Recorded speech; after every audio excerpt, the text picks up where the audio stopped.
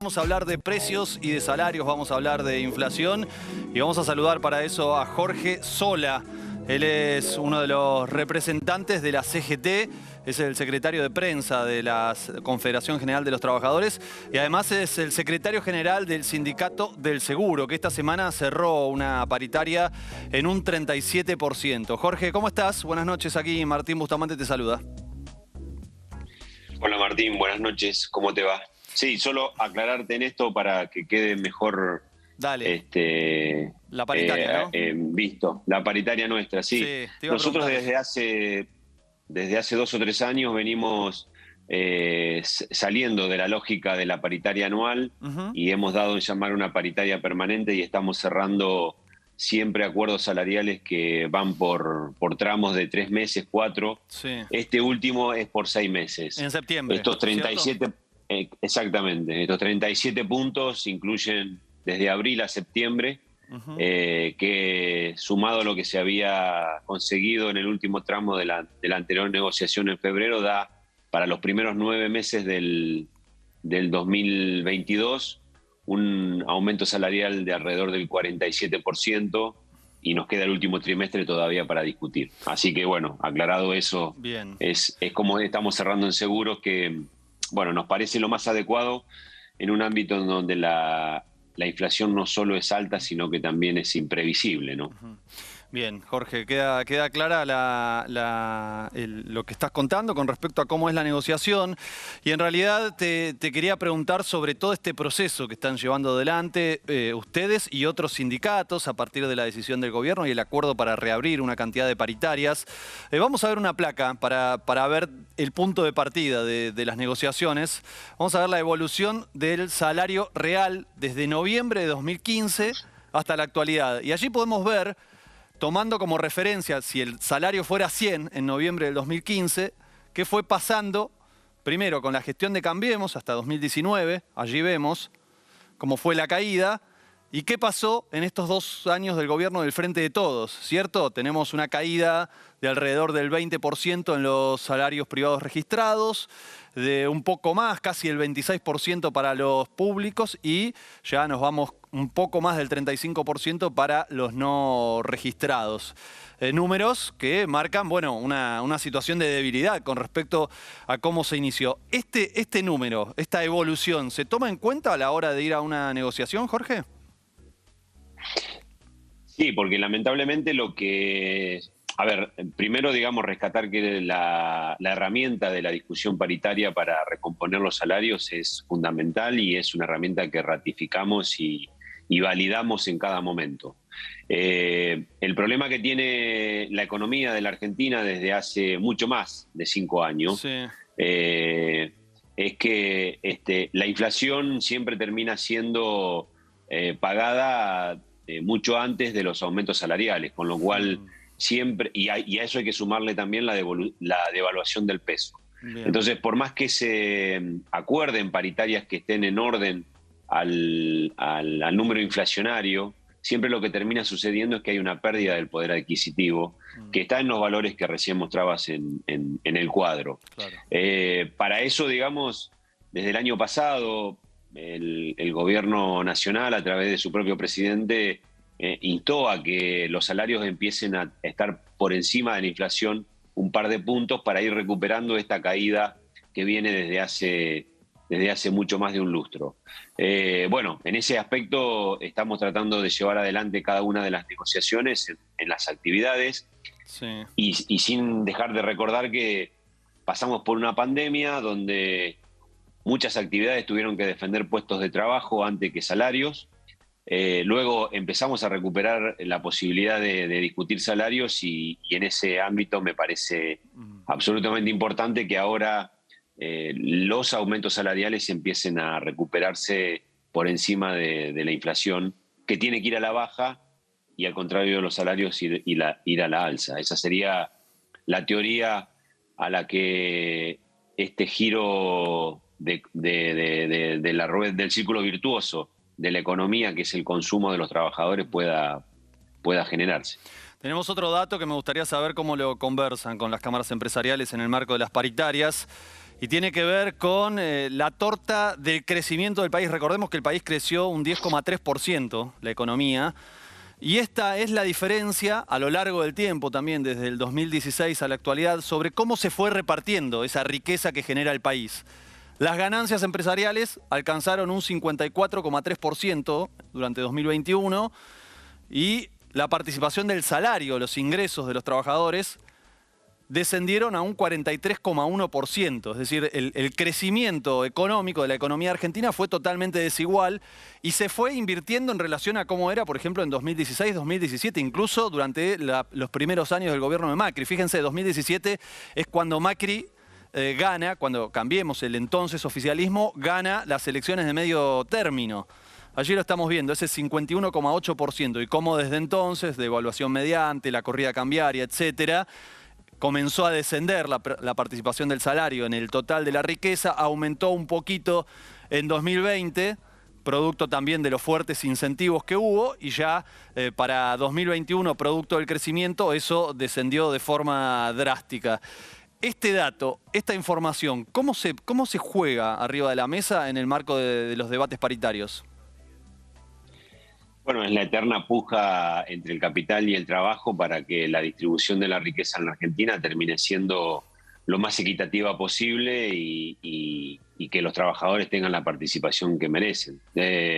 Ahí, digamos, la lectura de ese gráfico comienza en el gobierno anterior, pero hay que dejar en claro que el gobierno que dejó la doctora Fernández Sí. de Kirchner hizo que la participación de los trabajadores en la distribución de la riqueza esté en una igualdad. Durante mucho tiempo sucedió. Ese 51 Ahora, que estamos mostrando ahí, ¿no? En el gráfico, en realidad dice 2016, pero eso es lo que viene de 2015 y en todo un proceso de recuperación. Está bien la aclaración. Sí. De todas maneras, también ahí, digamos, la participación en la distribución de la riqueza tiene muchas variables, no solamente la participación a través de los salarios, sino a través de la salud, de la educación, de las tarifas, y eso es un correlato que hay que leerlo en su totalidad. Yo creo que nuestra gran batalla siempre lo ha sido, es lo que antes se denominaba, y muchas veces lo han dejado, es el 50-50, es decir, la posibilidad de que el trabajador participe en el 50% de las ganancias de lo que sucede en la Argentina. Bueno, de más está decir que hace poco tiempo la pobreza en la que se mueve la Argentina es también parte de eso, porque ahí lo que se está viendo es una foto muy parcial. Eso está solamente en el empleo registrado. Ahí falta el empleo no registrado y faltan aquellos que no tienen trabajo, y falta aquellos que no son población económicamente activa. Y eso es la mirada que tenemos que tener y que básicamente la política tiene que tener. ¿Y cómo tomás, Jorge, por ejemplo, el hecho de que la recuperación en el empleo se dio principalmente a través del trabajo no registrado y del cuentapropismo? Y porque efectivamente eso sucede así, porque es lo que primero se empieza y es más fácil generar, aún en infracción de la ley, pero el trabajo no registrado, que venimos manteniéndolo, que 4 de cada 10 trabajadores no están en la situación de registro formal, es una vieja pelea que hay que dar y que hay que llevar adelante. En la economía, cuando empieza a reactivarse, tenemos crisis como la del 2001, por ejemplo, lo primero que empieza a reactivarse es el empleo no registrado, porque es el más fácil, es el que está a mano, es la changa que aparece. Ahora, es responsabilidad de la inversión privada argentina y la extranjera generar trabajo genuino que tengan la cobertura social y laboral que merecen. Por supuesto, dentro del acuerdo que tenemos con la CGT, la UIA y el gobierno que estamos llevando adelante, esta es una de las cuestiones que estamos tratando de mantener a lo largo de nuestras charlas. Me parece que para eso se necesita un shock de confianza muy fuerte por parte del poder político, no solamente del Poder Ejecutivo Nacional, que es quien lleva adelante las políticas ejecutivas, por supuesto, sino también de la política toda, digamos. Cuando se llama a veces cuando se promueve desde los sectores políticos una suerte de pacto de la Moncloa, Sí. no solo debe hacerse a través de lo declamativo, de los discursos, sino también con gestos. Y estos gestos incluyen a la coalición oficialista y también a la coalición opositora, porque lo que está en riesgo, lo que está siempre en debate, es la mayor felicidad de los argentinos. Y en ahí no tiene que haber mezquindades. Entonces, si llamamos a un gran acuerdo nacional, tenemos que hacer gestos para que ese acuerdo nacional se promueva. ¿Y los sectores de la política, tanto del oficialismo como de la oposición, pensás que están colaborando con este shock de confianza que se necesita? En algunos sectores sí y en otros están haciendo todo lo contrario y a algunos les está faltando este gran paso de madurez política que creo que se necesita. Sí. ¿Quiénes están No haciendo todo lo estoy contrario? conforme, no estoy conforme como la política lleva adelante este tratamiento, digamos. Hay políticas de Estado que mucho más allá del gobierno, del signo político del gobierno que esté, hay que mantenerlas porque tienen que ver con esto que decía, con mayor beneficio para el pueblo argentino. Veo una oposición absolutamente encarnizada en tratar de denostar todas y cada una de las cosas que se llevan adelante por parte del Poder Ejecutivo Nacional, y definitivamente eso no ayuda a generar esa confianza que se necesita. Porque para luchar contra la inflación, yo coincido con lo que dice el ministro de Economía, que se necesita, es un problema que tiene muchas facetas, pero para una de las importantísimas es una cuestión política. Se necesita un shock de confianza. Sí. Y ese shock de confianza se da precisamente con una conducción política consensuada y férrea y que mire hacia adelante, ¿no? Sí, no queda claro. No cada uno. No queda clara en la intervención del ministro de Economía a quién se refiere, si a la vicepresidenta y al sector que lidera la vicepresidenta dentro del oficialismo, o a la oposición, o a ambos. ¿Vos qué pensás? No me parece que debiera, ni me parece que no es su rol dar nombres, ni me parece oportuno que lo diga, digamos. Sí me parece que todos tenemos que ir en el sentido de este gran acuerdo nacional, y para eso se necesitan gestos. Esta CGT ha dado esos gestos para que eso suceda. Se ha sentado con quienes invierten el capital en la industria y demás, y aún sabiendo que tienen mucho para hacer en pos del beneficio de los trabajadores, pero creemos que es ahí ese camino donde tenemos que transcurrirlo. Por supuesto, cuando estemos en desacuerdo, cuando se debatan cuestiones que tengan que ver con las tensiones propias de la inversión y el trabajo como tales, bueno, tendremos las discusiones que sean necesarias, pero tenemos que pensar no solo en grande, sino a futuro, y me parece que a veces la coyuntura, digamos, la política mirada desde un lugar muy ombliguista nos termina separando de los verdaderos problemas de la Argentina, del verdadero problema de los ciudadanos a pie, ¿no? Sí. Dentro de la oposición y del oficialismo aparecen algunas propuestas que tienen que ver con medidas estructurales y otras posiciones más gradualistas con respecto a cómo se sale de esta situación, tanto por derecha o por izquierda, por llamarlo de alguna manera, ¿no? Para simplificarlo, pero es más complejo el debate, ¿no? Si hay que hacer, por ejemplo, un aumento considerable de salarios para recuperar esa caída que contábamos recién, o hay que llevarlo más de a poco, de forma gradual, o si frente a la inflación hay que hacer una nueva paridad, una nueva convertibilidad, una dolarización. O sea, aparecieron en el debate político todas esas propuestas de política económica. Evidentemente algunas son más fuertes, ¿no? Son más de shock, digamos, por llamarlo de alguna manera, son más estructurales. Y otras dicen hay que ir de forma más lenta. ¿Qué pensás vos de ese debate? Yo no soy economista, pero lo que sí veo que en la historia argentina las políticas que han sido con carácter de mágicas nos han terminado en grandes crisis. Recordemos el 1 a 1, ¿no? Sí. Como la más cercana que tenemos en algunos casos, y que llevó también después de una hiperinflación traumática.